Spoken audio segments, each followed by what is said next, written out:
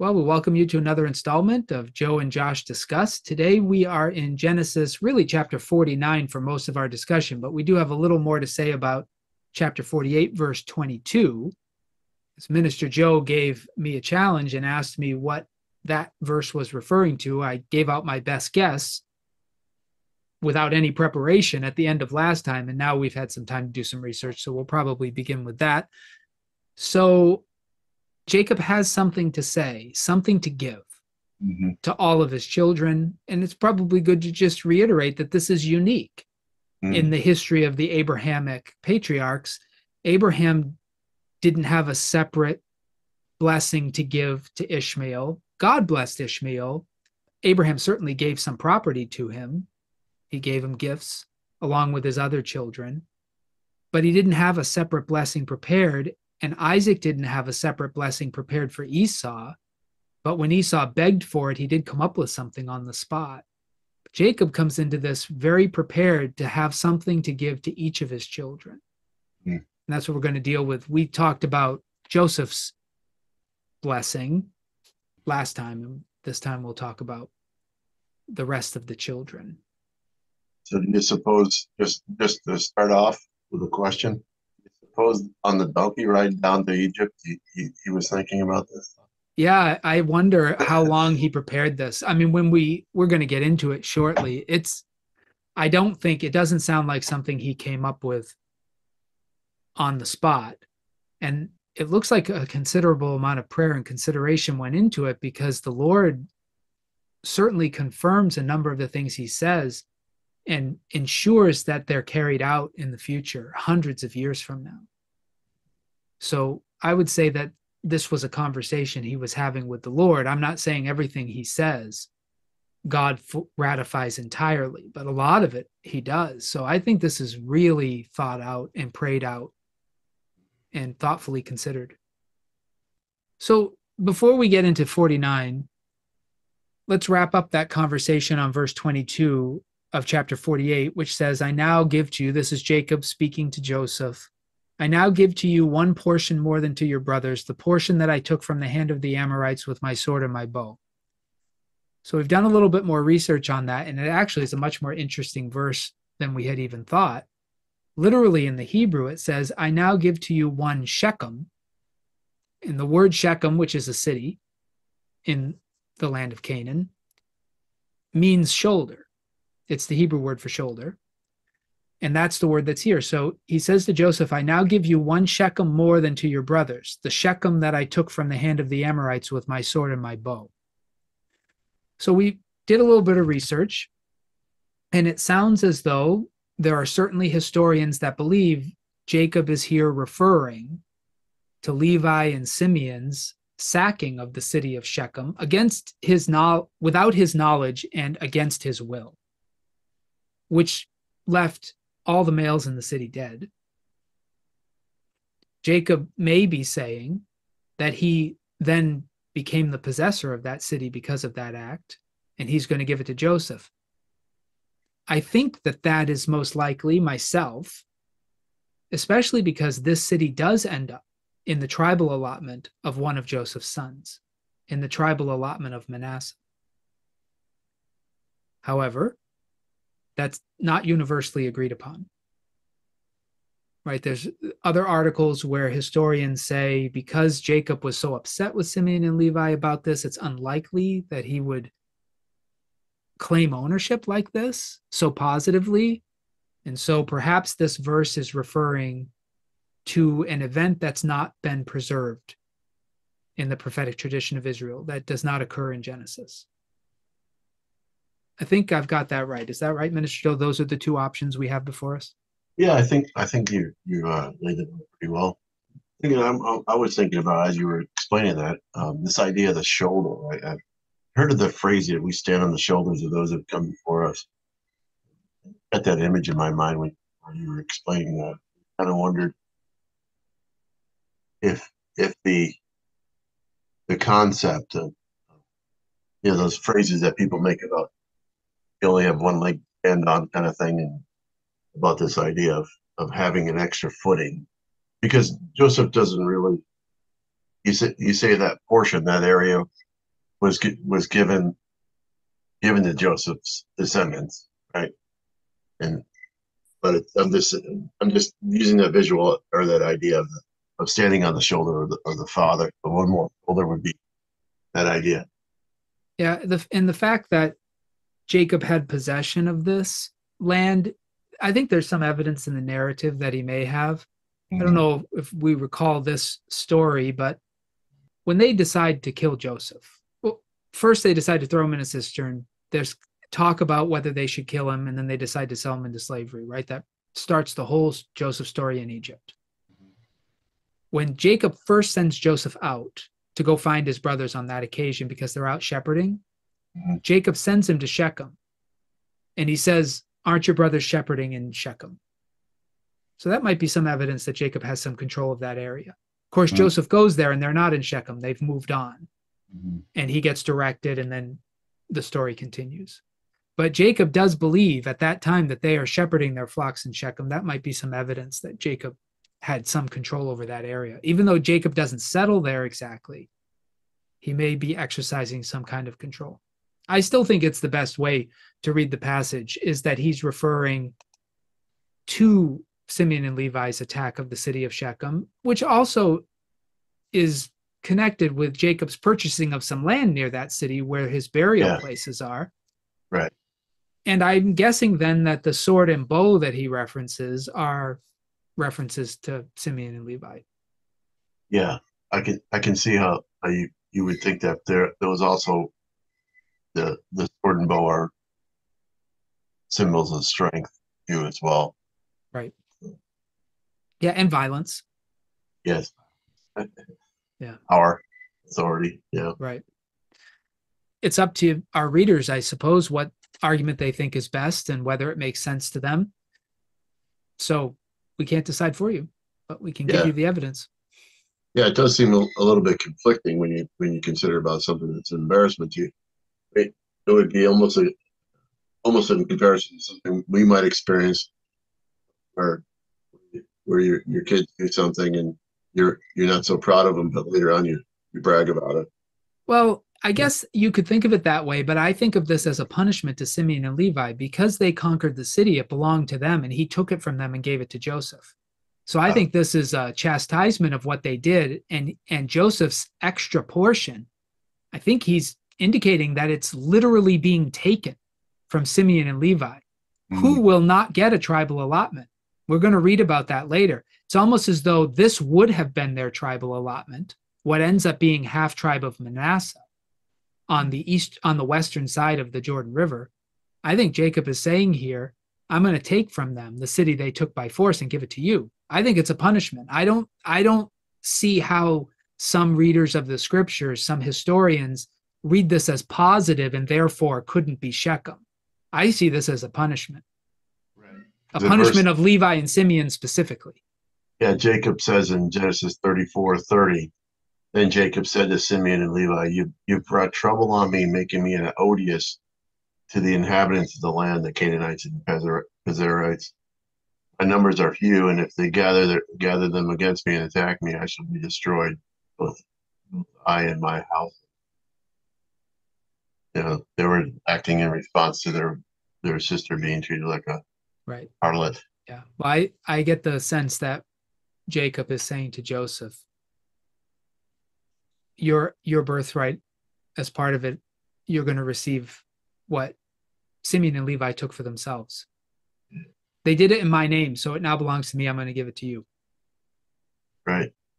So I don't see it as Jacob affirming that he was happy it occurred. I see it as a backhanded kind of decision where he's blessing Joseph at the cost of Simeon and Levi. Mm-hmm. And we're going to see in just a few verses, he has no real love for Simeon and Levi's actions. That's right. Right. So do you want to read for us, starting in Genesis 49, verse 1? Let's just get through the first 7 verses because I think we're going to want to pause at Judah for a while. So we might as well do the first 7. Okay. Then Jacob called his sons and said, gather around that I may tell you what will happen to you in the days to come. Assemble here, O sons of Jacob, listen to Israel your father. Reuben, You are my firstborn, my might, and the first fruits of my vigor, excelling in rank and excelling in power. Unstable as water, you shall no longer excel, because you went up on to your father's bed, then you defiled it. You went up onto my couch. Simeon, Levi are brothers. Weapons of violence are their swords. May I never come into their counsel. May I not be joined to their company. For in their anger they killed men, and at the whim they hamstrung oxen. Cursed be their anger, for it is fierce, and their wrath, for it is cruel. I will divide them in Jacob, and scattered them in Israel. So we've been saying this throughout our discussion, that Reuben disqualifies himself from the blessing and birthright, even though he is the oldest, because of what he did with his father's concubine. And Jacob confirms that. Yeah. He mentions it right here. You went up unto your father's bed. That's a reference to Reuben sleeping with Jacob's concubine. Bilhah, was it? Yeah, I think it's Bilhah. Yeah. So he is talking to the children in birth order. Yes. And that's important. Reuben is first, Simeon and Levi next, and then Judah, fourth born. So we've been talking about that birth order. It's easy enough to see if you go back and look at the order in which the children are born, but it's clearly significant right up to the end. Isn't it interesting, though, about him saying that instead of saying, I'm going to give you my blessing, my sons, he says, gather around that I might tell you what will happen to you in the days to come. Yeah. Yeah. Well, and that's the way blessings and curses worked. Okay. Remember when Noah blesses his sons and curses one of them? They're both blessings and prophecies. You can see the same thing in the blessing given to Jacob and to Esau. Mm-hmm. So I don't think Jacob is saying these are not blessings. These are not, they're what he's handing down to them. And they're considered prophetic because so you have to wrestle, and our readers have to wrestle with how this works. Is God did he inspire Isaac's blessing of Jacob to be predictive of the future? Did Isaac say what he said about Jacob because God told him what to say because that was inevitably what was going to happen? Or did Isaac bless Jacob out of his own heart and God ratify the blessing? Or did Isaac understand the covenant made with Abraham and creatively bless Jacob along the lines of what God had promised Abraham, so he was confident God would fulfill it because what he was saying was consistent with what God had promised already? Or is it some combination of these things? Yeah. My sense is the blessings and curses given from the Father to the sons are an opportunity to be frank and honest about the Father's evaluation of their decisions to this point and the Father's just desires for them in the future. And it's left to God and to the future generations to fulfill what the patriarchs have said about their children. Some of what Jacob's going to say only God could fulfill. Yeah. And some of it the people could fulfill. The future generations could fulfill if they took them seriously. I guess maybe the simplest way to read this would just be to think that God is just inspiring Jacob and Jacob is just dictating God's words to these people. Either that or the other simple option that's, I told you, was pretty much the accepted version in my graduate studies. After the history of Israel unfolded, they went back and put these words in the mouth of Jacob to make them sound prophetic. That it's a liberal, we would call that a theologically liberal position. Sadly, it's the dominant one. I tend to think myself, Jacob is judging his children based on the values he's received from Abraham and from Isaac, letting them know how he feels about their decisions to this point, and telling them how he wants their future to unfold based on the way they lived before him. And I think God is with him. in this. God is going to ratify a great deal of this. Yeah, I think there's always that interpretation or understanding what he's actually saying, and that here we're going to try to expose a lot of that. But I also I have a hard time believing that they came back and penned this in to try to make everything correlate. That it would be too convenient Yeah. to be able to do. But I think it's more along the lines that there's the human side. Yeah. I mean, we can see that with Simeon and Levi, the human side, but there's also the realization that there's the consequences to behavior. Yeah. And I wonder if the kids are hoping. I don't know if they're aware of the prior conversation with Joseph or not. I'm guessing that they may not be. And I wonder if this is the moment Reuben finds out he's not going to get the birthright and the blessing. Mm. He does say to him, "You're my firstborn." That's encouraging. If you're sitting here listening and you're Reuben, you're going to go, "Oh, this is good. I am the firstborn. My might and the first fruits of my vigor." Right? You are the one who breached the womb. That's the old language, right? Excelling in rank and excelling in power. Well, that sounds great, right? Oh yeah, Unstable as water. Something's going wrong here. yeah, You shall no longer excel. He's demoting him, yeah. right? This is like the serpent losing its legs in the Garden of Eden. Mm. Eating the You've dust. to this point you've been firstborn and you've excelled in strength and power, but no more. Why? Because you defiled my bed Mm. and you went up on my couch. He slept with his concubine. I think Reuben knew that his father knew about this, and I think he's been nervous throughout the story that this might come back to bite him, which I think is why he's always trying to get his father's favor. Like you see Mm-hmm. that with trying to save Joseph, trying to save Simeon in a way by offering his children as sacrifices if he doesn't bring them back. So I think Reuben knows he's on the outs, but I think here this is where he finds out for certain. Yep, there's no redeeming this. I'm out. Right. The unstable of water, though. You want to talk about that a little bit? I mean, because Water represents chaos. mm-hmm. So at the very beginning, when God created the heavens and the earth was a formless void, and darkness covered the surface of the deep, and the Spirit was hovering over the waters, right? So there's a sense that everything is water. You don't want to think in terms of ocean. This is a symbol in the ancient world and in the Hebrew Bible for chaos, for all the way everything was before God created. Mm-hmm. Just everything was everything. There was no distinctions, no order, no life. So in that sense, unstable as water's getting a very specific adjective there. The word is pachaz, and it means recklessness, wantonness, unbridled license, boiling, overflowing. So it's amplifying the chaotic nature of water.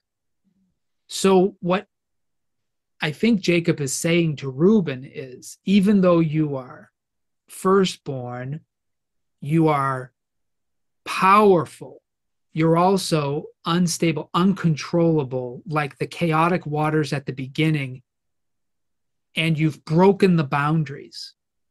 The waters have broken the boundaries. There's a boundary. You're not to sleep with your father's wife.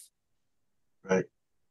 And you broke those boundaries, and because you did that, you can't lead the family.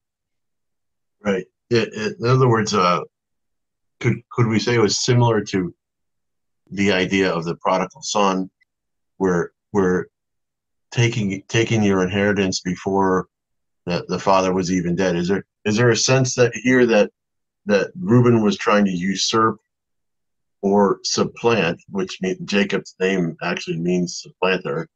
Was he trying to take the role or his role? It could be, because we don't know how the culture worked. I am unaware of any tradition in the ancient Near East where the inheriting son takes sexual license with the remaining wives of his father. Now, it certainly would be true that if Reuben were firstborn, he was firstborn, but if he were the one to be given the blessing and the birthright, he would become responsible for caring for his father's wives until they die, but not sexually. Yeah. So maybe he's misunderstood, or maybe there is a tradition in this part of the world at this time that we don't realize, and that this would have been the responsibility of the inheriting child. But I don't think that's the case. And Jacob clearly indicates that Reuben did wrong. I'm just thinking this behavior is repeated in the history of Israel by David's son, Absalom, and it is considered an absolute abomination then. So it's hard for me to give Reuben the benefit of the doubt and think he was just doing something early. Yeah. She is not his inheritance. That's what I would be saying. Even if he was firstborn, you don't see Joseph taking the concubines in and having sex with them. Right. So it was never his inheritance. He's done something untoward. And I don't know why. I mean, concubines were considered less than wives, and it's possible that after giving birth to the children at the request of Jacob's wives, those concubines were completely neglected and had no relationship with him at all. It's possible that Reuben just fell in love with her. Really don't know. But if he had any aspirations of possibly being Jacob's heir, it's gone here. Yeah. But you don't think for a moment that was he trying to take the inheritance by force, or was he just? You think it was just a I don't think so, because attraction? I don't see how she would have been his inheritance. That doesn't make much sense to me. I could be wrong. There's a lot about the culture at this time that we don't understand. So there may be traditions that make sense of his behavior, but there are none that I'm aware of. And to even make it more complicated and messy, we probably don't have an answer for it. But his two sons that he offered were probably not with this one.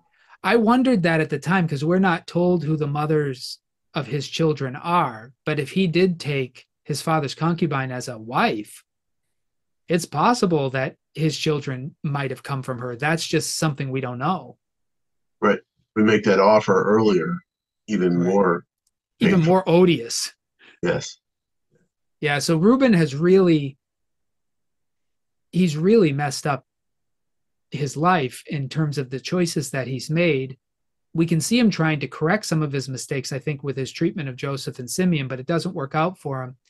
And Jacob, now at the end of his life, has judged him and told him, the problem with you, Reuben, and the reason I can't trust you is because you, like waters at the beginning, you break the boundaries. You live outside of the boundaries of what's right. And because of that, I can't trust you. Yeah. And Jacob, we want to watch carefully why Jacob disqualifies some of his sons from blessing, and why he incorporates others with blessing. It's not just Joseph who gets blessed, but Jacob has reasons.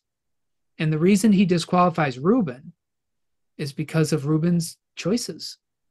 He's untrustworthy. Right. So it's not because of any kind of law. There is no law at this point. There's no law of Moses, but there is a sense within the world of right and wrong. I mean, the law of Moses is not the first law code written in the ancient Near East. Right. We have records of older law codes. And there obviously are values being passed down in Abraham's family, maybe taught directly to him by God. Certainly some things he learned from God, but he also was originally from Ur, which is part of the Sumerian Empire. So he probably got ethics from there as well. So it's not as though there's no law. Like the fact that there's no law of Moses yet doesn't mean there are no laws. And Jacob seems pretty firm that Reuben has had too little difficulty violating what's right. Yeah. He's like water. Right. Water just goes wherever it can flow. Jacob believes that that's not the kind of person you want leading. Water could be an image of a lot of things. Like I said, it's an image of chaos in the scriptures, especially the First Testament, but even in the New Testament to a degree. But I think the feature of water that's front and center here is that when your roof leaks, any place there's a weakness, if water can find a way through, it'll go through any gap, any crevice. It doesn't respect boundaries. The only way to keep water out is to have absolutely no cavities. If there's a cavity, it's going in there. If there's a breach, it's going to go through. That's what water does. And that's what Reuben does. If he finds an opportunity, he takes it. Right. And that's what Jacob is saying.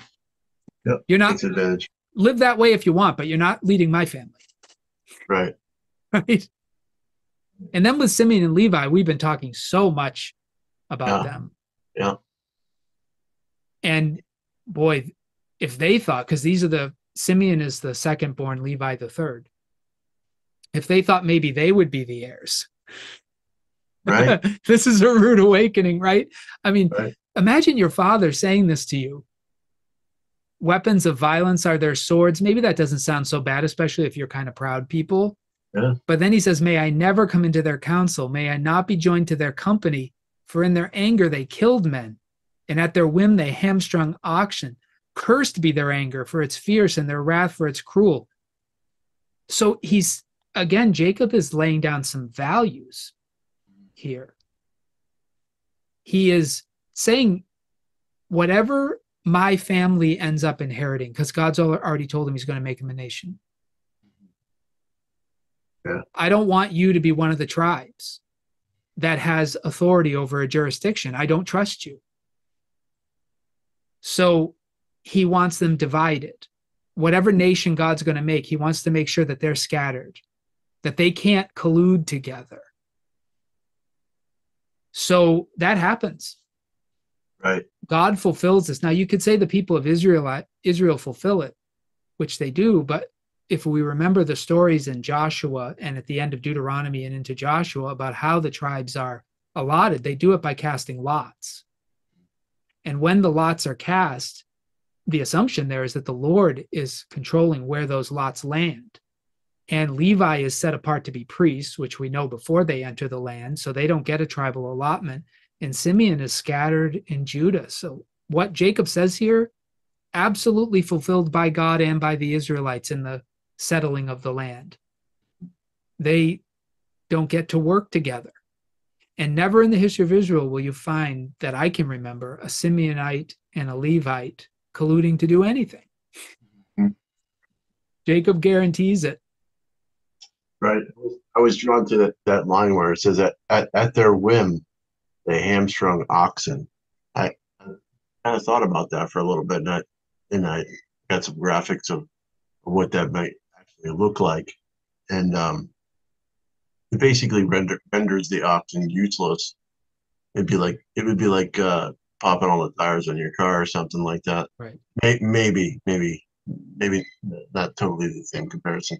Yeah, their anger results in detriment to the family. And the idea I was thinking about also is that they were basically turning the oxen into meat. There's almost like this idea that of images that I've seen of the buffalo days in the West, where they were just taking the hides and leaving the whole carcass in total waste of an animal. And in a sense of that, this is part of what they've cursed this land or these people with. Yeah. And like I said, I think this goes back to verse 22. Technically, they conquered the city of Shechem, so you might expect that would be part of their inheritance. And Jacob takes their inheritance, gives it to Joseph, and then scatters them. Yeah. So he is not happy. Again, this is a value he's passing on. Obviously, he does not appreciate Reuben's capacity to break through boundaries when he has opportunity and not respect the boundaries God has set. He's like water in that way. And Simeon and Levi, the anger and the vengeance that's in their hearts and the way they think of justice in terms of bloodletting, Jacob doesn't want them in charge either. He does not appreciate that. He does not affirm that as a value. Yeah, it's the extreme of their passion for revenge. Yeah, and we should probably say this because it was years ago we talked about this, right?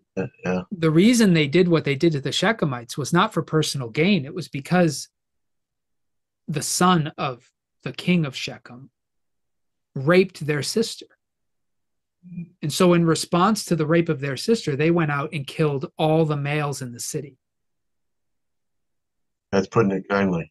He Yeah. circumcised them Well, first. they convinced them all to be circumcised, which they Uh, agreed to under the promise that all the women in Jacob's household, so there clearly are other daughters, that all those women would be married to men from Shechem.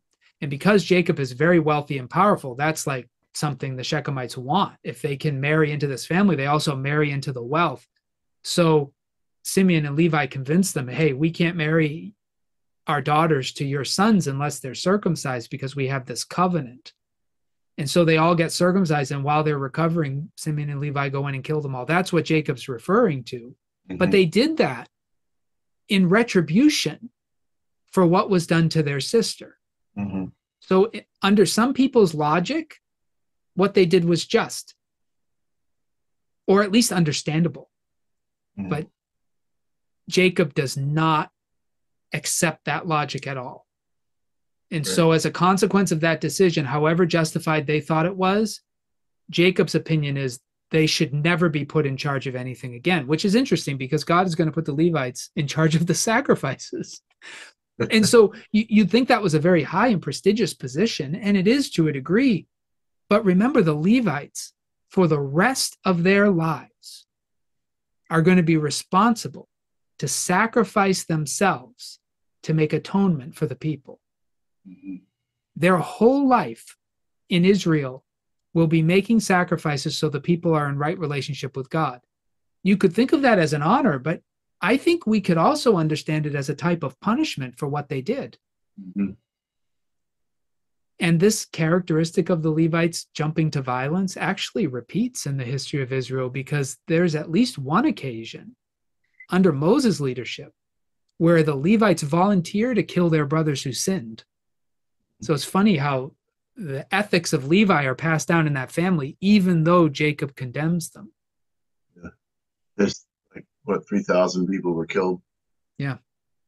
Remember, some prophecies, like the prophecies of prophets like Isaiah or Elijah, Jeremiah, only God could tell them what was coming because it was so far distant and it was not based on anything that was happening at the time. It was based on something God was going to do.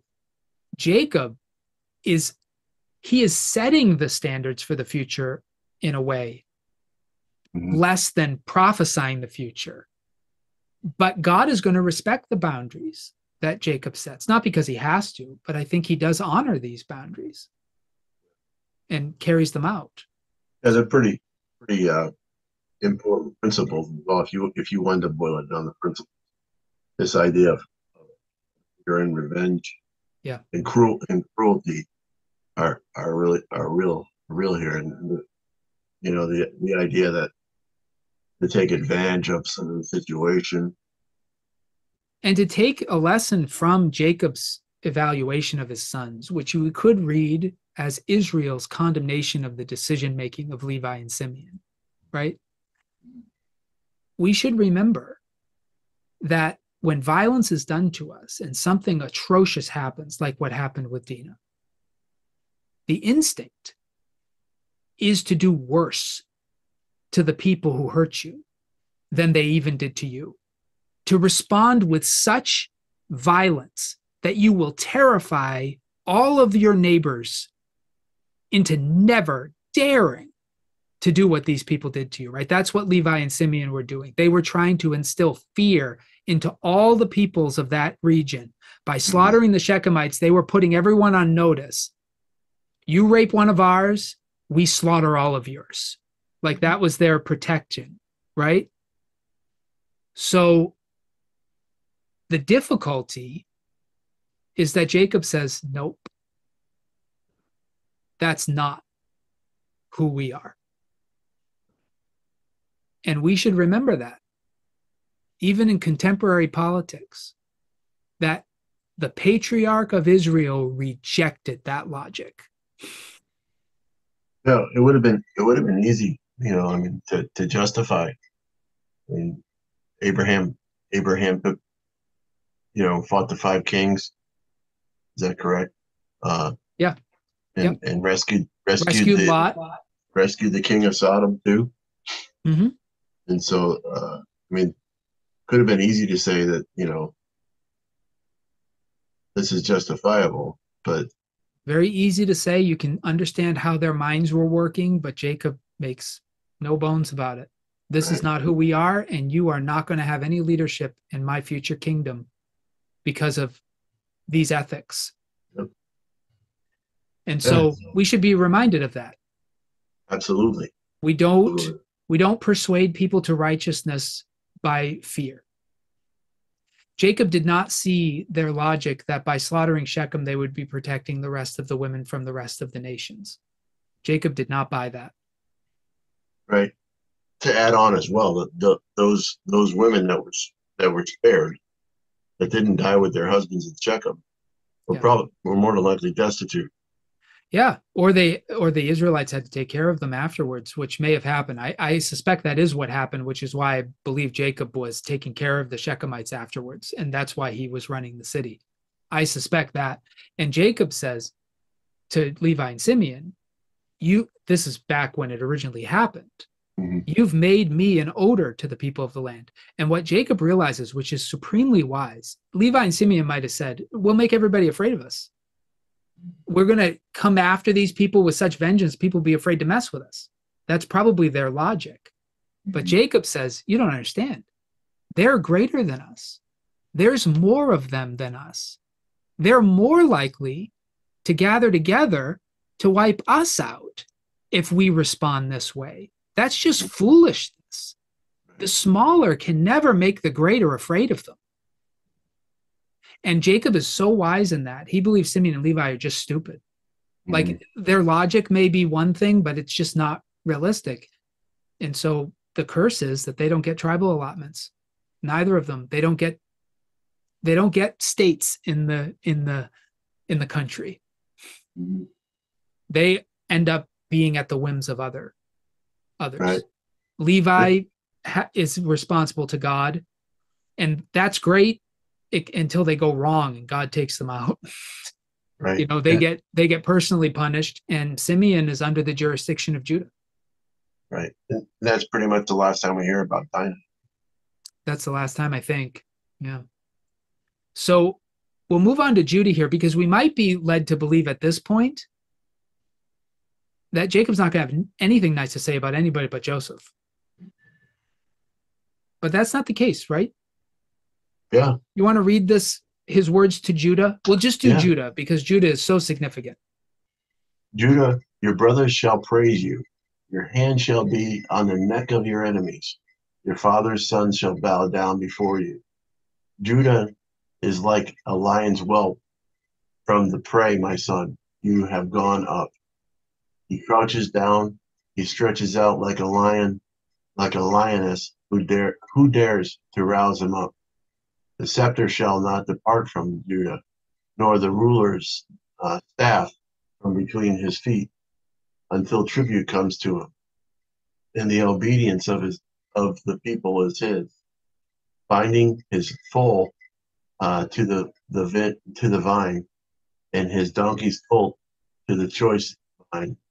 He washes his garments in wine, and his robe in the blood of grapes.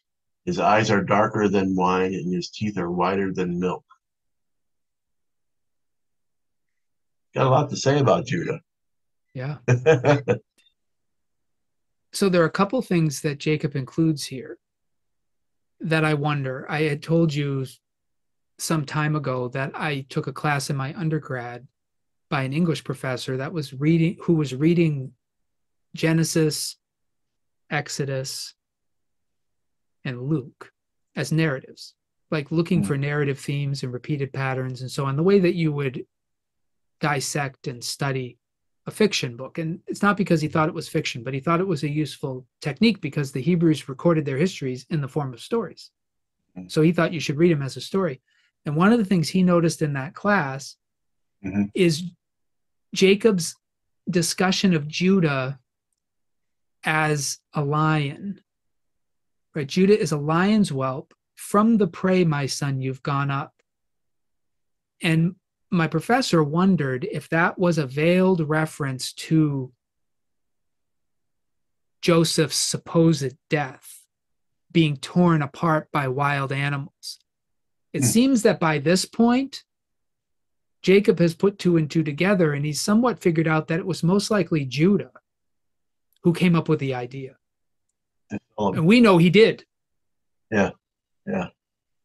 But I think here, Jacob, these are his last words to his sons. He's telling them what he thinks of them. And I think he's revealing to Judah, I know what you did. Mm-hmm. You're the wild beast that tore apart my son. Mm-hmm. You're the lion. Or at least tore him from me. Tore him from me. Like he finds out later, of course, that Joseph isn't dead. And by now he knows that. So the story has changed. But he does say that your father's sons shall bow down before you. And then in verse 10, the scepter shall not depart from Judah, nor the ruler's staff from between his feet, until tribute comes to him, and the obedience of the peoples, the nations, is his. You might say that is a more prestigious blessing than he gave to Joseph. Yeah. What accounts for that? I mean, Joseph is getting the double portion. Joseph's two sons are supplanting Levi and Simeon. Why such high praise for Judah? Yeah.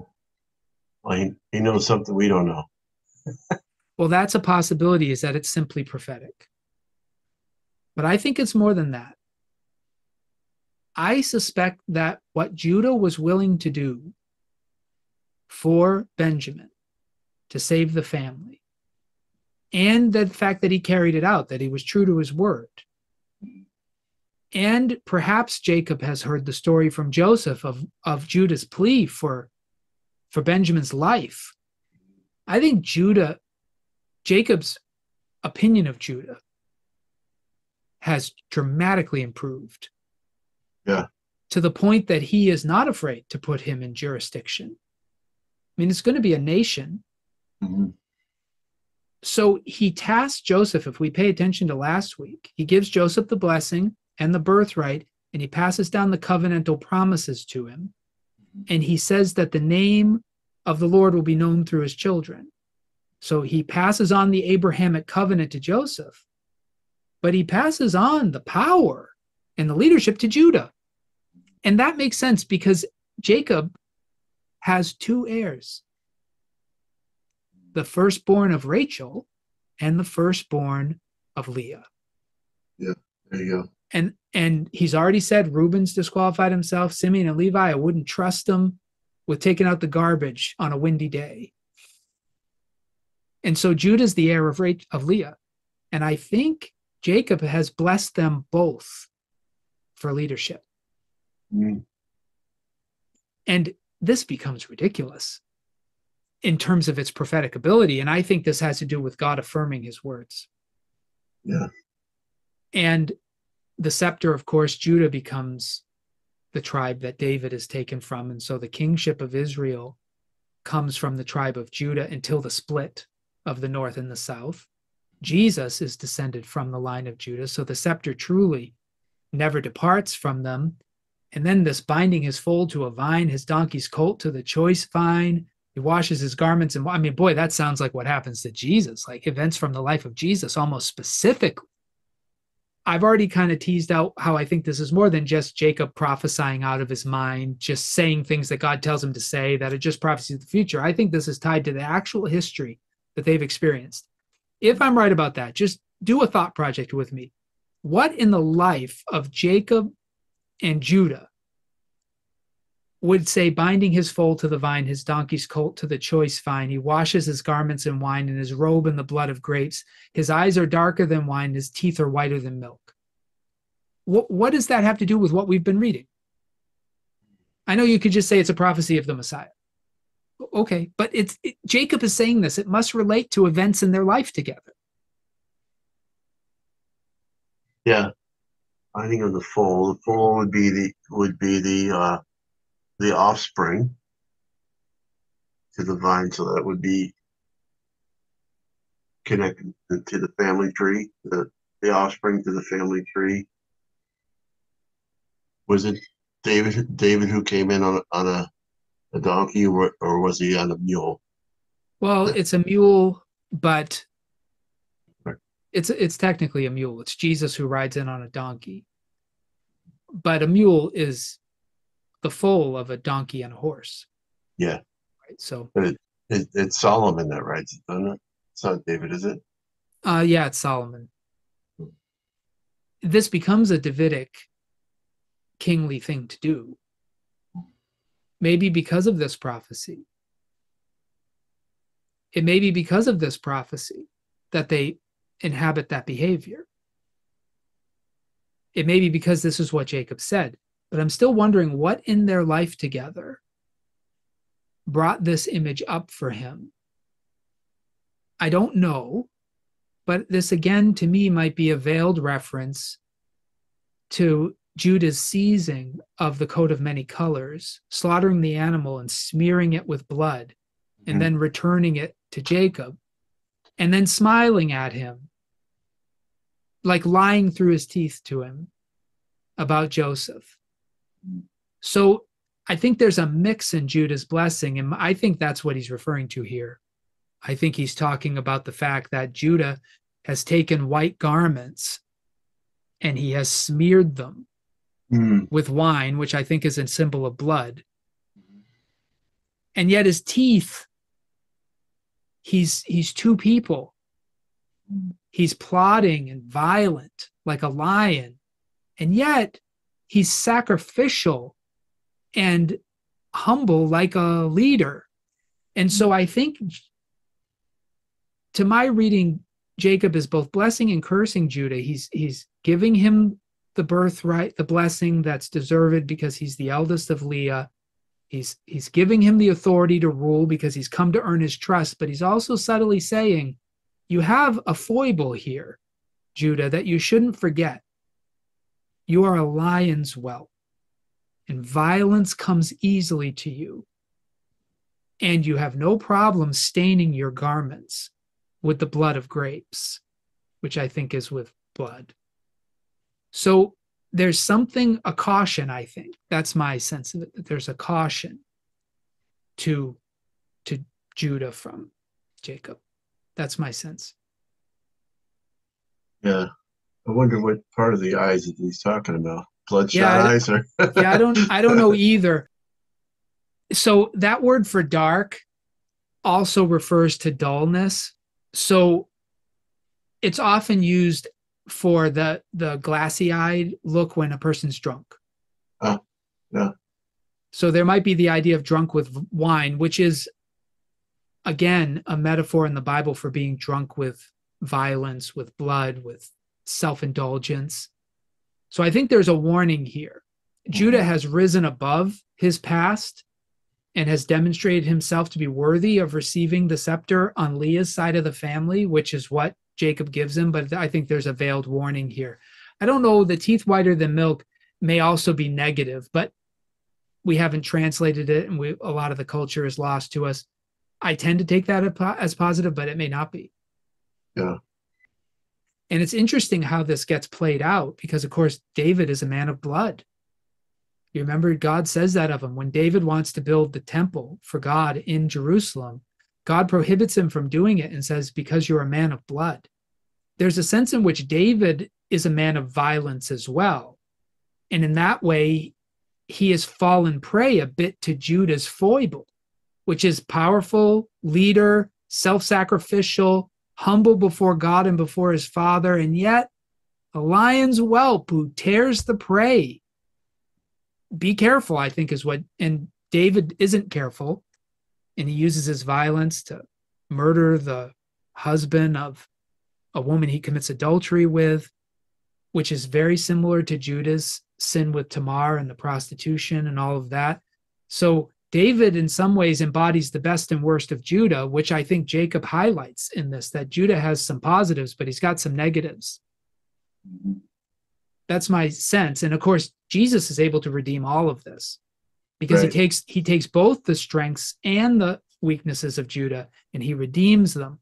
So in the hands of Jesus, the scepter becomes the humility with which Jesus rules and the self-sacrifice. In that way, he's very much like Judah. But Jesus takes the blood that Judah shed, Joseph's blood and the blood of the animal, and he sacrifices himself rather than somebody else.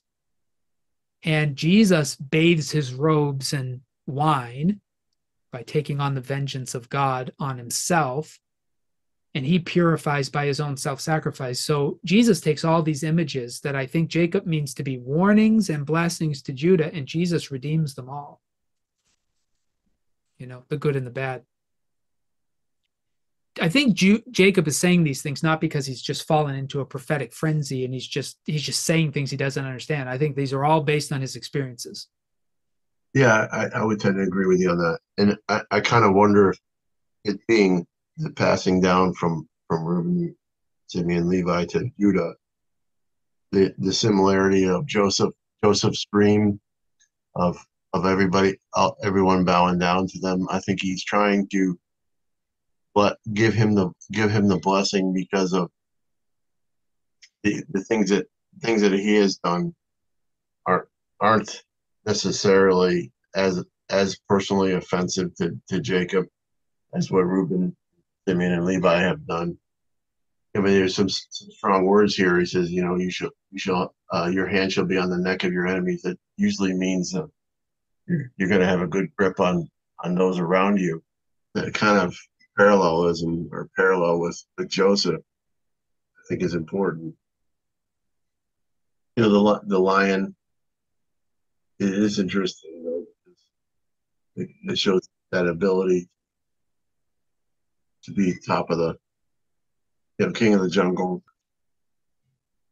Yeah, and Jesus is called the Lion of Judah positively, yeah, right, but Satan is also called a lion in the New Testament who's looking for prey. So it's not a right, purely positive image. right. It's a predatory image of a hunter. The scepter obviously reminds me of a leader and kingly type of But it's behavior. also a veiled reference to Judah's staff, remember? You remember the Oh staff yeah, that yeah, Tamar that Tamar takes? had. Yeah, that's true. Yeah, so Jacob is more or less saying, here are your foibles, but you've distinguished yourself and I'm going to give you the scepter. But remember how you've gone wrong. Is there something about the way he says the scepter is between his feet? Right. Yeah, I think so. And if you've ever studied the book of Ruth and the uncovering of the feet on the threshing floor, you understand there's some sexual references there. But the idea of Tamar having a staff. Tamar's in this blessing too. Jacob knows the story of his sons. He's bringing it all up. And Jesus redeems it too. But again, the difficulty with Tamar and Judah, we've already covered that story, but that's replayed in a different way in the life of David with Bathsheba. Over and over again, these foibles reveal themselves. And if we could learn from the errors of the past, as Jacob is warning Judah to learn, maybe we wouldn't make the same mistakes. And yet, at least in the kingly line, they keep repeating the mistakes of Judah. Now, I've been trying to figure this out. We get to verse 13, and the next one discussed is Zebulun. So when Leah gives birth, Reuben's firstborn, Simeon and Levi are next, and then Judah. She has the first 4 children in the family before Rachel has any. So Rachel then is jealous, right? Mm-hmm. So, and she can't have children. So she asked Jacob to take her nursemaid as his concubine, and that's Bilhah. Bilhah, yeah, okay. And then Bilhah gives birth, and Rachel names the first son Dan. Then she bears a second son, and Rachel names him Naphtali. So the next 2 children, but they're children of concubines, are Dan and Naphtali. Then Leah sees that she's not having any more children, so she gives her nursemaid Zilpah to Jacob as a wife. She bears a son. Leah names him Gad. And then she bears Jacob a second son, and Leah names him Asher. So far we have Reuben, Simeon, Levi, Judah, Dan, Naphtali, and then Gad and Asher. Then Leah has another child, a 5th son, and she names him Issachar. This is Leah's actual son, Issachar. And then she gets pregnant again, and she gives birth to Zebulun. Hmm. And then God remembers Rachel, and she conceives and gives birth to Joseph. So I say all that to say, why is Zebulun next? Now, you could say Jacob is at this point skipping over the concubine's children, which I think he's definitely doing. But Issachar is older than Zebulun. So why isn't Issachar next? There's a reversal here again. Jacob is taking the sixth son, talking to him before he speaks to the fifth son. It's just interesting. Yeah. And so just to clarify again, though, Reuben went into Bilhah. Then Jacob would be even more offended at it. Maybe because of the connection with Rachel. I think you're right, because I do recall some of my education saying that Reuben's attempt to get connected with Rachel through Bilhah was a power move. And that's what you keep saying. I still don't think that's what was happening. I think he probably fell in love, but could be. So we're on Zebulun now. I don't know why he's next. I would expect it to be Issachar, but maybe there's some reversal going on here. It says, Zebulun shall settle at the shore of the sea. He shall be a haven for ships, and his border shall be at Sidon or Sidon. When the tribes are actually settled in the land under Joshua and they receive their tribal inheritance by lot, what has just been described as Zebulun's place is given to Asher.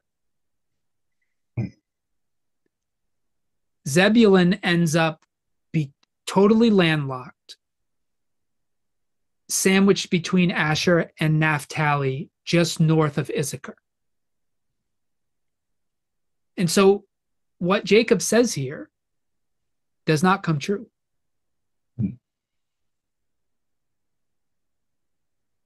It's a perfect description of what ends up the tribal allotment of Asher. What do you make of that? It's irony. Because, well, it reminds us again, and this is what I've been saying, I think it's a reminder again that God is not beholden to have to do here what Jacob says. Right.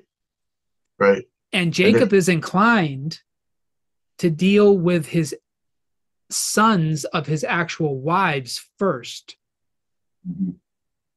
before dealing with his concubine's children. Yeah. But maybe that's not how God sees it.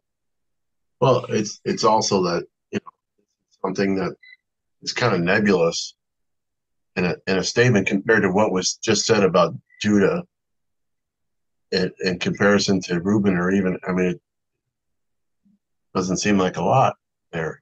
Zebulun is one of these sons that he's just part of the crowd in the story. We assume he's just going along. I don't think has he had a word of dialogue? Yeah, he's a filler actor, you're saying? Yeah, he's there and he's present. We imagine that when the sons of Jacob go somewhere, Zebulun's with them, but we don't know much about him at all, and we're not given anything interesting about him through Jacob. And what Jacob says about where he's going to settle, he doesn't settle there.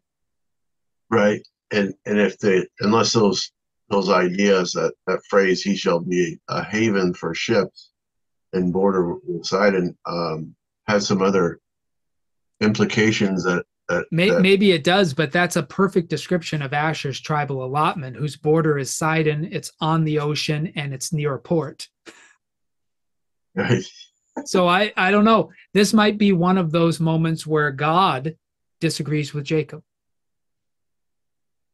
But right. Issachar is another one that doesn't get any real dialogue in the story. Like Zebulun, he's a side character, but we do get a little bit about him. Yeah, unless Jacob's eyes are really not working so well at the moment. Oh, do you want to read verses 14 and 15? Oh, yeah, I'd be excited to. Issachar is a strong donkey, lying down between the sheepfolds.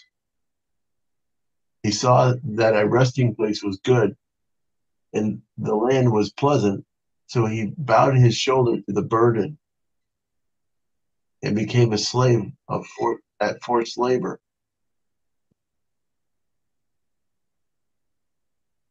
So I don't know if I would like hearing this.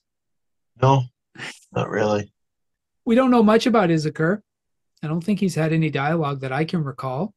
He's one of the sons. He goes with everybody else, but he's a strong donkey, right? So this is a worker lying down between the sheepfolds.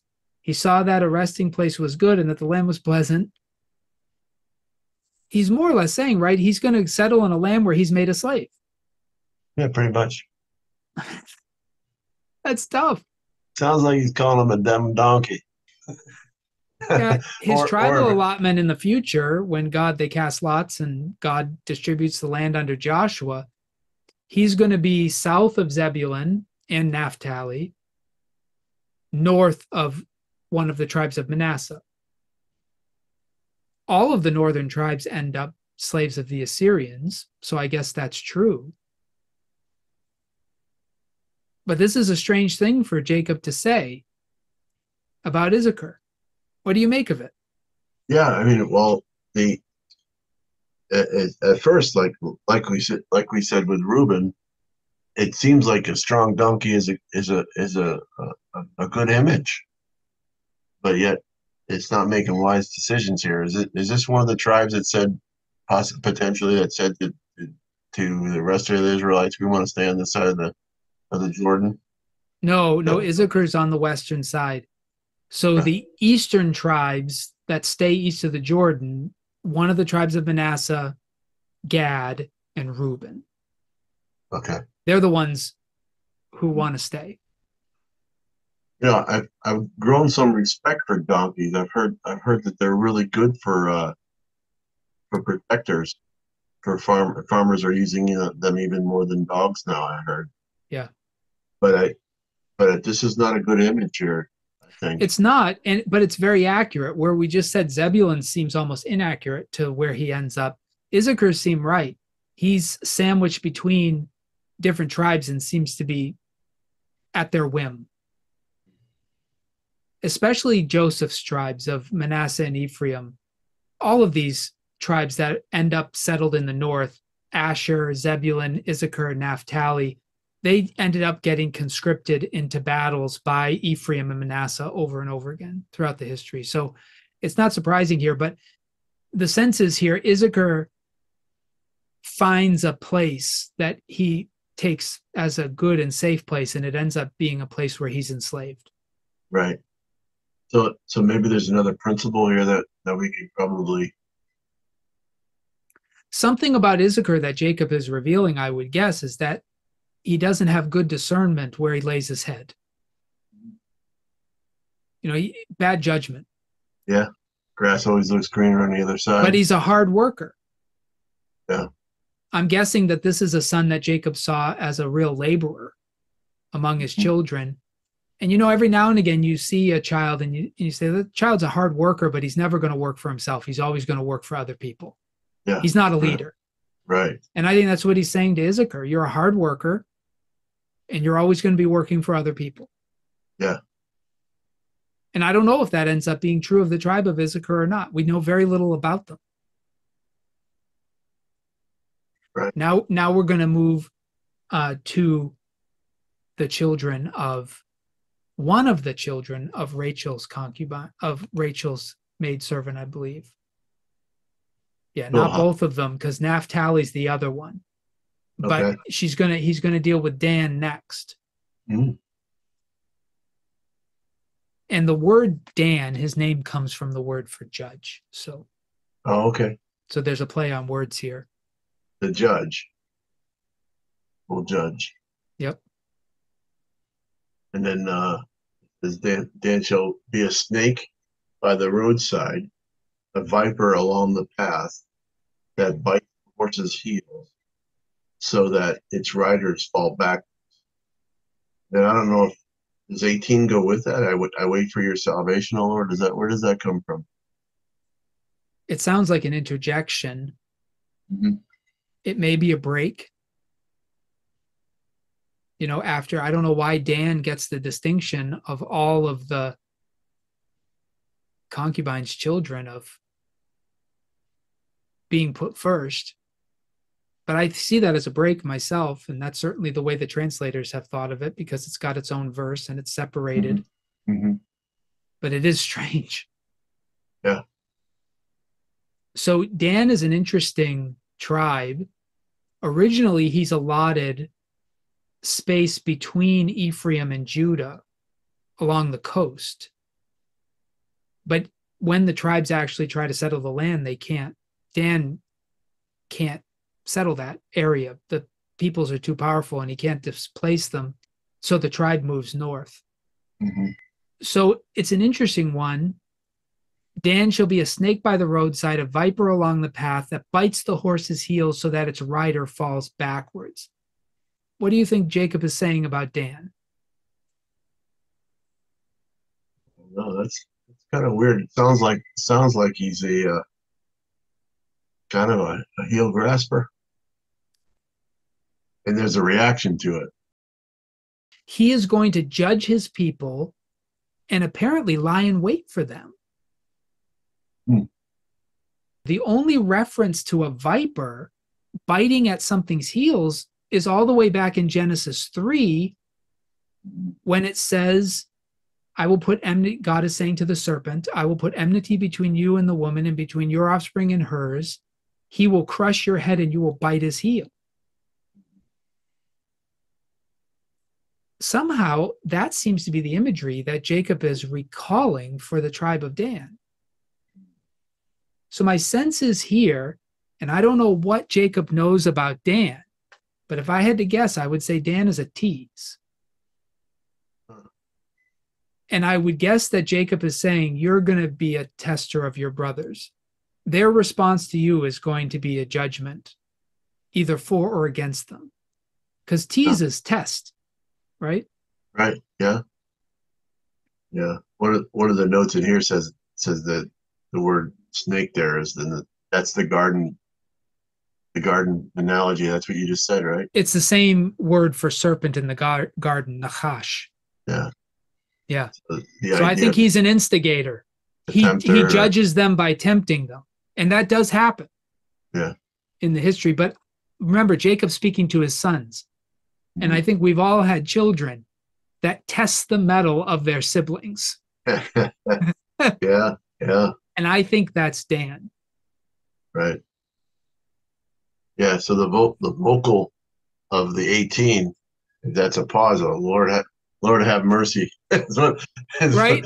But I think that makes sense, right? After Jacob says what Dan's going to do, he says, I wait, Lord, for your salvation. Yes. Yeah.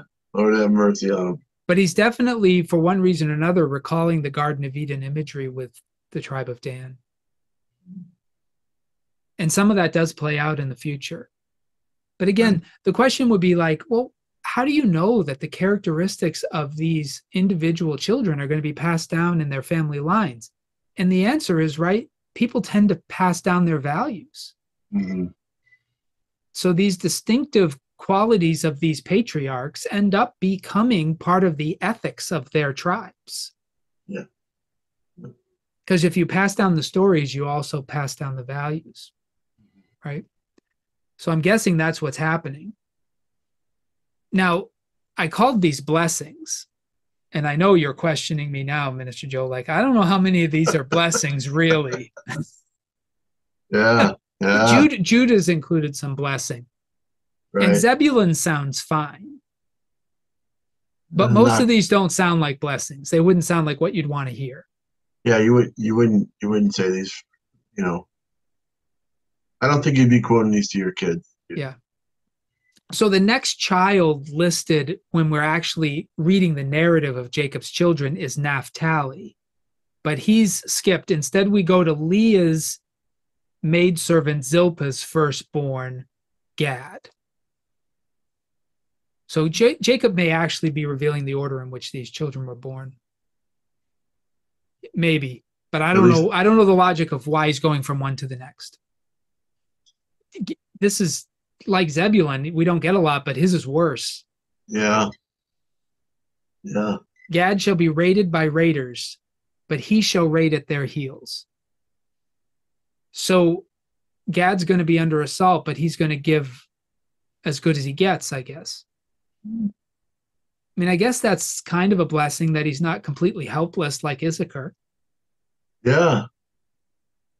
His tribal allotment is going to end up being, as we said before, on the eastern side of the Jordan River. So he's one of three tribes who they go with their brothers to conquer the Holy Land, but Yeah. their tribal allotments is technically outside of it. Right. Or at least outside of the hill country proper. So he's one of those three. He's the firstborn of Leah's maidservant, Zilpah. We don't get much about him. No. No, and you gotta wonder if he's being raided first or if he's instigating the raids.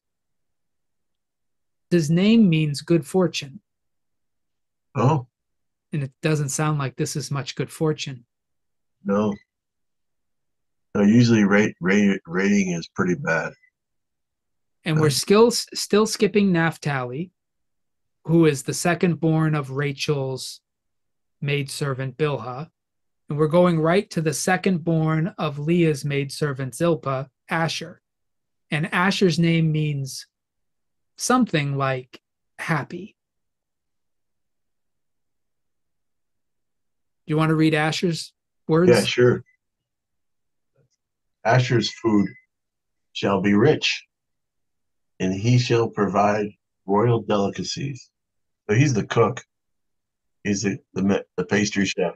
And he does end up in the territory that sounds a lot like what Jacob was allotting to Zebulun. He ends up on the coast near Tyre as part of his tribal allotment, and his border is at Sidon. But it is a fairly wealthy area because of the Mediterranean, because of the ships in Tyre and Sidon end up, they're Phoenician cities and very, very powerful cities. So this seems accurate. Asher, probably listening to all the other sons, he's probably like, oh, good. This one's not too bad. Yeah. I don't care if I get a two-liner compared to the rest of you dudes. This is a good one. Yeah. He's a cook. He's providing good food. Yeah. I guess that is the negative part. You can have, shall be rich in food, but got to provide it too. So that must Yeah. mean I something. mean, all I can guess, if this is Jacob talking to his sons, that Asher is probably a good cook. Yeah. We've seen this before, right? Isaac preferred Esau's cooking to his wife's to anybody else's. It seems like Jacob is very pleased with the food Asher provides. Yeah, we don't know much more about him, do we? Not at all. Yeah. That's it. We're going to do Naphtali next. Once we have Asher, Naphtali, Zebulun, Issachar, and the eastern tribe of Manasseh, that's Galilee. Those are the tribes of the north there, where Jesus is born and where Elijah and Elisha minister. So that's who they end up being. So Naphtali, who is the second born of Rachel's maidservant Bilhah, who Reuben slept with. Naphtali is a doe let loose that bears lovely fawns. So I think Jacob's kind of put it all out in the beginning. These are good ones. Whatever attractive is in these days, I don't know. But there's a sense here that he's saying Naphtali's children are going to be sought after. Yeah. Lovely. The tribe of Naphtali, incidentally, is where Jesus spends most of his time in the Gospels, because the Sea of Galilee is in the tribe of Naphtali. Okay. And so a great deal of Jesus' ministry is along the Sea of Galilee in this tribe. So the footnote says or that gives beautiful words. What would that mean? Possibly meaning? Yeah, so the word is a myrrh, which is speech or words. Well, how did they come up with fawns from that? Probably just because of the association with the doe. So I'm glad that you pointed that out. I'm looking at the word, and typically it's usually speech or word. So I agree with you. I think here Naphtali means to wrestle. So there's a lot of confusion over this individual's name. Huh. Naphtali means to wrestle. So he's released maybe from the wrestling, is what, like a doe released from the stalls. And he bears lovely words. In some ways, Naphtali is a poet, is a writer. As we're reading through this, it's striking me how Jacob is aligning different gift sets to the different sons. So here we have Reuben is like water. He's always testing the boundaries. Simeon and Levi are wrathful and anger. They're almost like, when you look at the genealogy of Cain, the one who develops weapons of war. Mm-hmm. So these guys are the warrior types, right? Judah is a ruler. Zebulun is a shipbuilder, right? Or a sailor of sorts. Issachar is a worker, a laborer. Dan is a instigator, right? He tests the mettle of people. Yeah. Gad is a pirate, right? He knows how to raid. Asher's a cook, and Naphtali's a poet.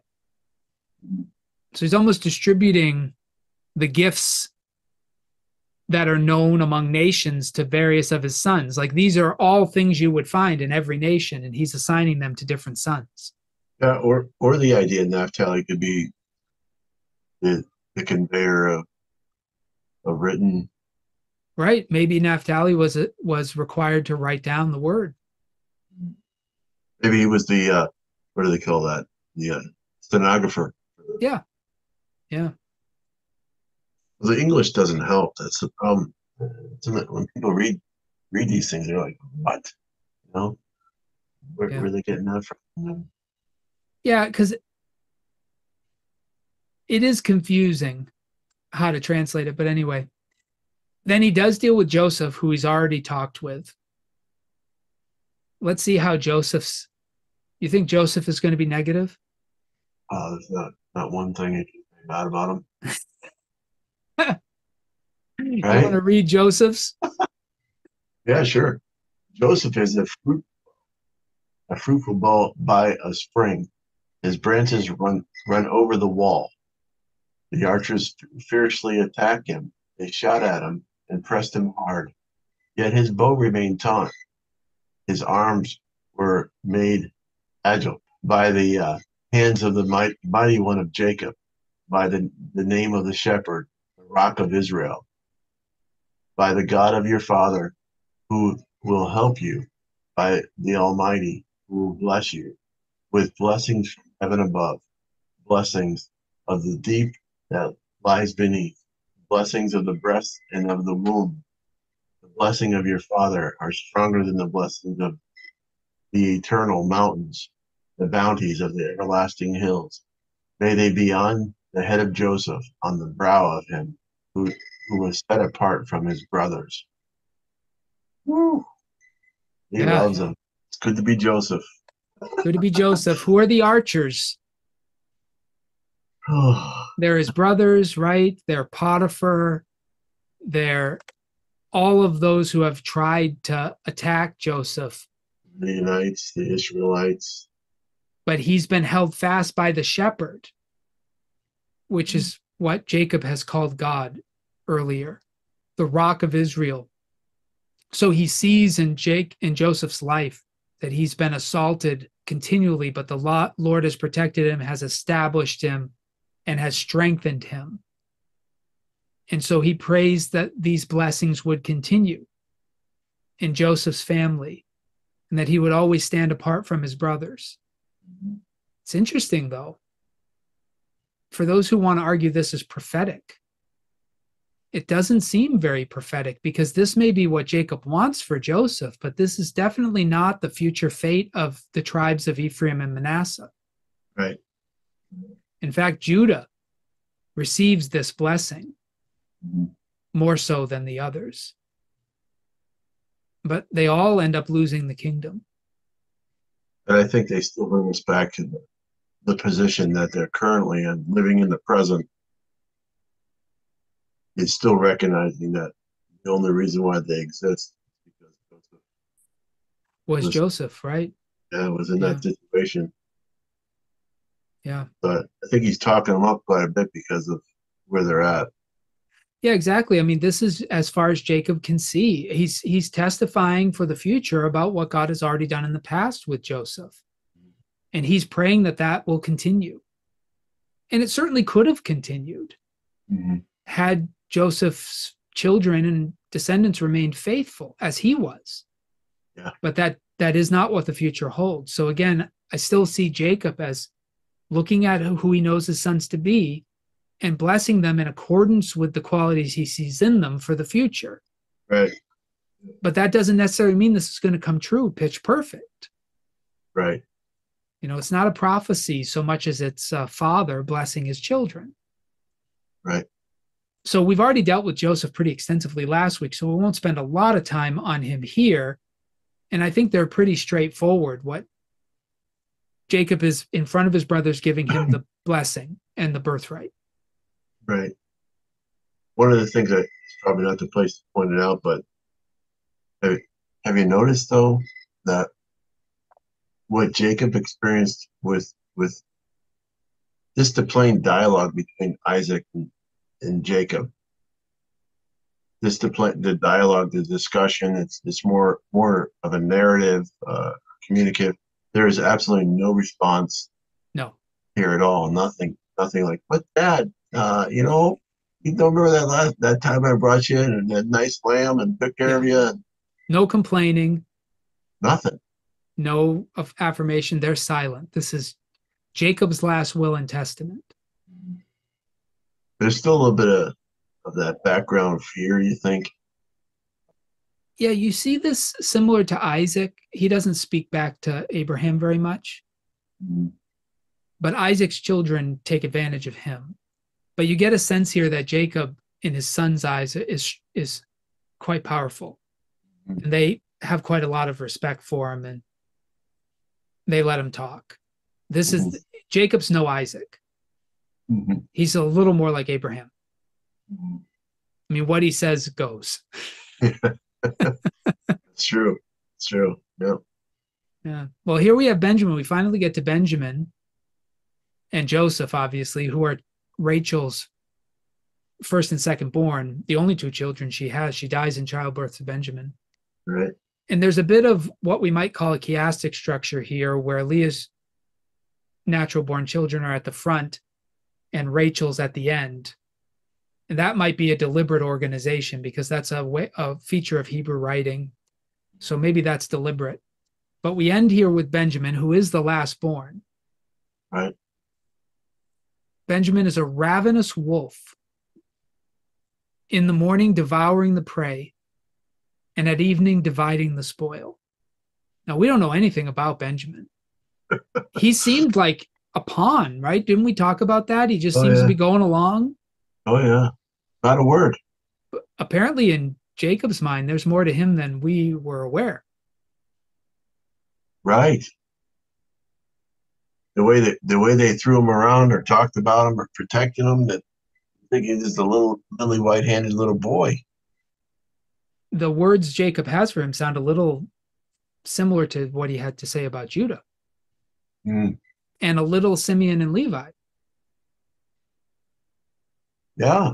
I mean, they're just shades of it, right? There's violence here. There's hunting.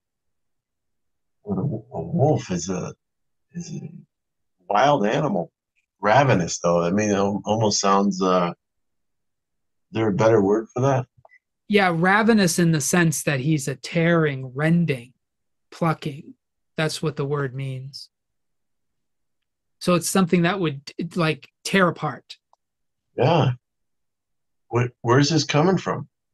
we don't know, right? Because we don't have any dialogue about Benjamin and his qualities, his character, the kind of person that he is. We don't have any stories about how he lived or interacted. But this is the only hint we have about how Jacob sees him. And Mhm. Jacob sees him as violent, Yeah, dangerous. yeah, or hungry, very hungry, or devouring the prey in the morning and dividing spoil at night. Yeah, he eats first and he shares later, Yeah, like a lion does. Like the males come in and eat first, those kind of things we've seen on nature videos. It's that kind of a sense. you think you'd have a little more for him, didn't you Yeah, think? there's not much for Benjamin. And the reason I noticed the similarity with Benjamin and Judah and Simeon and Levi is the tribe of Benjamin ends up getting almost absorbed by the tribe of Judah when everything falls to pieces. And Mm. Simeon is in the tribe of Judah, and the only surviving Levites are from the tribe of Judah. So all of the violent images all end up together Mm. here: Benjamin, Levi, Simeon, and Judah.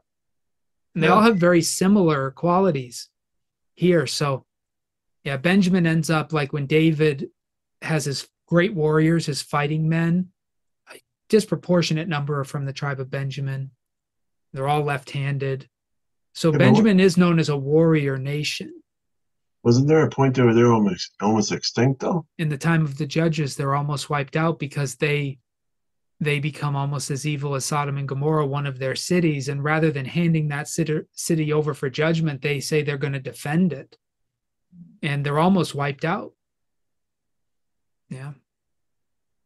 I'd almost rather be the dough, Yeah. or the one who makes the meals. That one. I don't. Yeah. If you could pick, And then verse 28 wraps it up saying, all these are the 12 tribes of Israel, and this is what their father said to them when he blessed them, yeah, blessing each one of them with a suitable blessing. right. So something that was suitable to who they were. And I want to hear a little more about what he had to say about that. I You know. know, Don't turn your back on Benjamin, that's he's right. saying to everybody. Now, his name was adjusted by Jacob.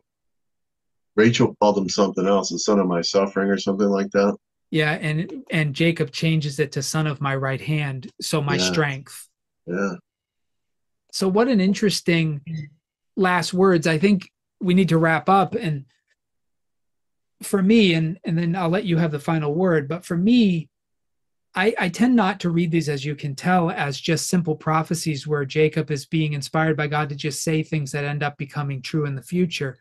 I see a lot of these as not coming out exactly as Jacob thought of them. Instead, I think of this as Jacob's attempts, knowing each of his children. And in one way, he's displaying his knowledge of each of these children.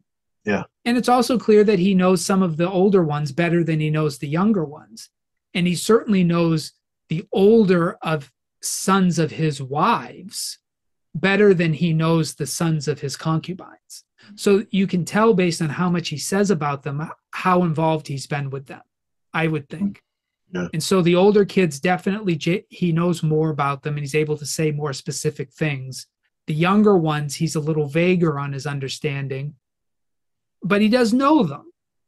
He's indicating to each of his sons that he knows who they are, and he's blessing them certain qualities that he expects to be carried into the future by each of them. So this may not be all of their qualities, but the qualities that he sees carrying out. So like with Issachar, he's saying you're a worker, you're going to continue to be a worker, right? With Naphtali, you're an attractive, poetic, good speaker, writer, and that's what I want you to carry on. With Benjamin, you're a fierce warrior, lean on that, right? So for each one, he's got something to say. And so for Right. me, he's not right. It doesn't turn out in terms of how the tribes get aligned and how they live out their lives. He's remarkably close on some of them and completely wrong about others. But these are the children he knows. And these are the things he would like to see them carry forward. Only Simeon and Levi does he say, you guys get nothing. You guys are completely untrustworthy. Right? He doesn't trust them. And Reuben doesn't get much. So Right. Reuben, Simeon, and Levi, he's more or less saying, my experience with you guys is I don't trust you. Mhm. So he doesn't give them much to carry into the future. Right. I hear what you're saying. I think I like the couple on the side where that often people as parents, as a father, kids, there's often that desire for what you think is for your children. And I'm at the age of your kids are a little younger at this point, but my kids are older. They're young adults now, and two of them two of them are married by now. And so I'm thinking of that verse where people will quote it oftentimes at the church. You know exactly what I'm going to say about, raise up a child in the way he should go, Yeah. and they will not depart from it. And I tend to think about, you know here's the testing point where Jacob is at the end of his life, says, hey, things haven't gone exactly the way I wanted them to go. As I want to make this very clear, that these are the things that I see that have occurred in your life. So you can either hear what I'm saying as a nail in the coffin, or maybe this is an opportunity for you to choose something different. Maybe they had these several conversations before, and he said, hey, what you're doing isn't the best, and sin is crouching at your door. You can either master it, or it'll master you. I'd like to try to take this way, and I think what you're saying is true, to some degree, as much as we can understand the text about knowing the character of each son, or the things that they would do. I would think it'd be very hard for Jake to know every detail about the future. I would like to think this is more of a corrective statement, saying to them, I want what's best for you. You have obviously have the choice to do the right thing. Learn from your mistakes. And this is interpretive. Obviously. Yeah. Learn from your mistakes, and realize that it is because of this situation that we're even all here. Yeah. You guys were the ones who sold them into slavery. He's saying that all behind the scenes, even though you're the ones who sold them into slavery and got us into this mess. And so, my word of encouragement, I think, if we're trying to close this final statement, would be sometimes the things that you see in life and the choices that other people make, what we can do is be like Jacob and try to encourage the right way. And we see that in the underlying statements with Simeon and even with Reuben. I think Jacob is trying to turn a corner. I think you brought this out several times, trying to change the the the idea that the blessing was just for one of the children. That in some ways we're all God's children, and He has purpose for us. I think Jacob's trying to tell them, hey, you can do better. Yeah. And I think I would agree with that. And I think what I'm hearing you saying is that these are not inevitable outcomes, but they serve both as encouragements and warnings. And I think I agree with that because the scriptures call them blessings.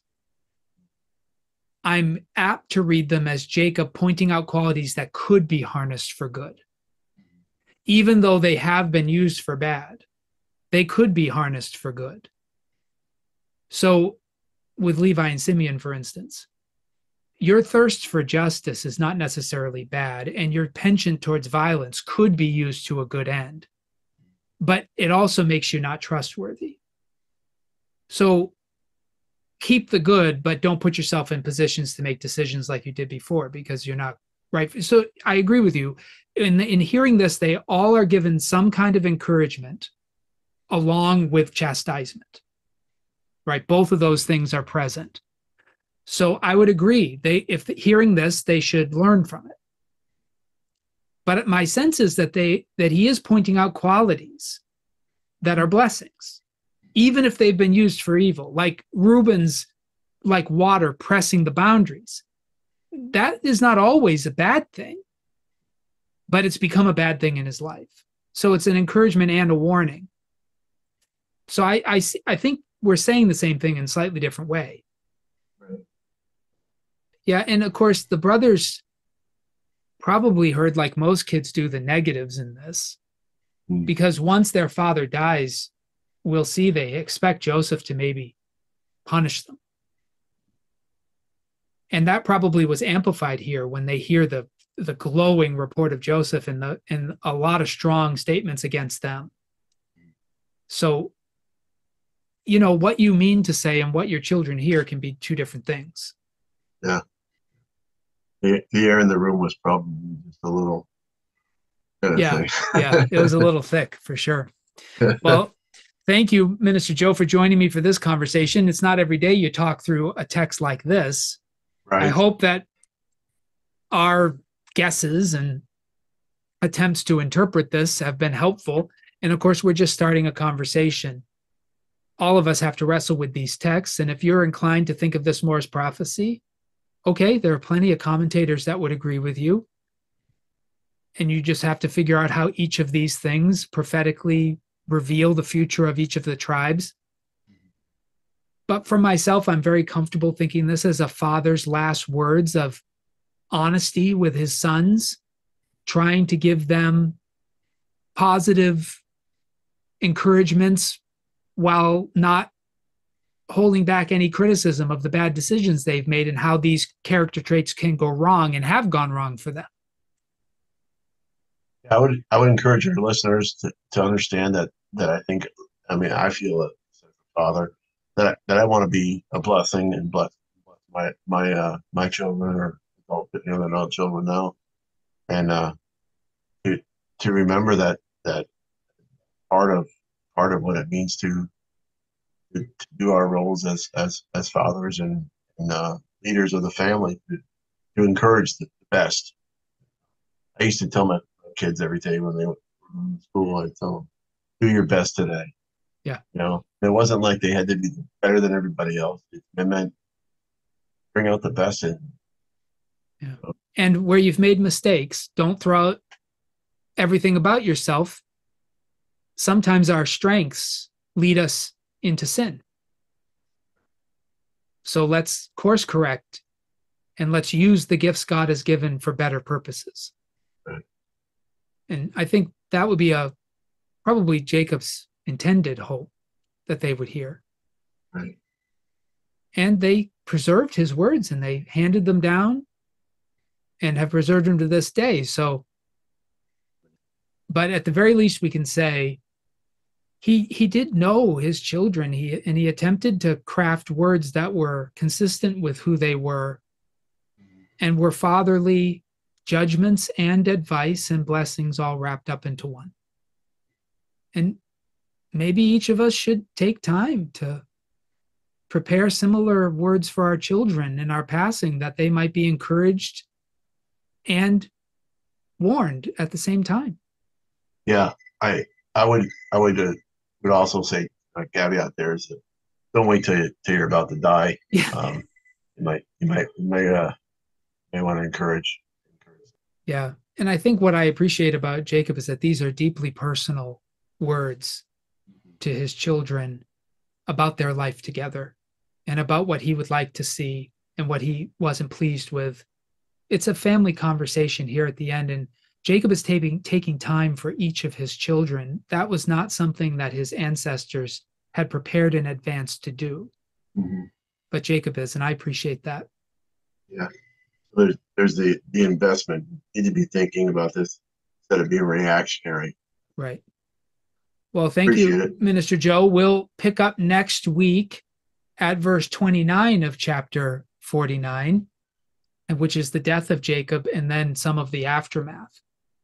Yeah, that'll be great. I appreciate your time and energy, and thank you for listening. Yeah, thanks for listening. And we're nearing the end of this, so I hope it's been helpful. We look forward to we may have only 1 week left. It may be two. So we'll see how it goes. Thank you so much. All right. Thanks, everybody.